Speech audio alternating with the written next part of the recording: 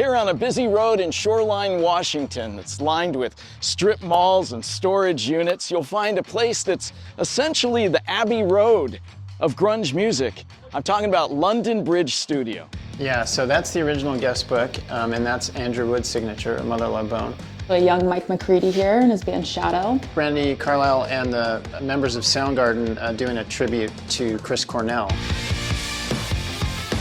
I'm Jeff Ott, and I'm one of the owners. I'm Jonathan Plum. I'm one of the other co-owners of London Bridge. Eric Lillivant, producer and a co-owner here at London Bridge. Maggie Lisha, I'm the house engineer and the official tour guide.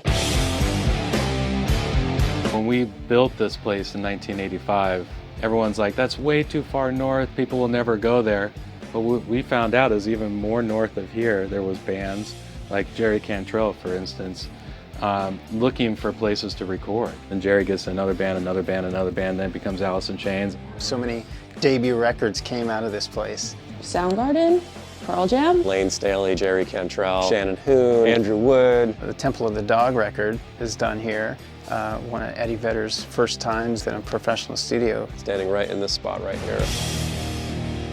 Like a band like Alice in Chains or Pearl Jam had this big, huge sound. The reason it sounded that way is literally because that's what they sounded like in this room. The sound of the drums shoot off the brick wall and kind of explode into the room. There's a curvature to it. It comes to a peak. All of these bricks were reclaimed. They've been here since '85, listening to a lot of amazing music, and they've had a pretty great life, I think. They put microphones all around the drum kit here, and then they put a couple microphones at the end of the room, picking all that air and space. You can go back and listen to the records and hear the sound of this room in those records. So this piano's original to the studio, Yamaha C7, and Chloe Dancer, Mother Love Bone, done on this piano. Parts of Pearl Jam Black. Macklemore Downtown, the intro there. And also When I'm Weary, Dave Matthews Band.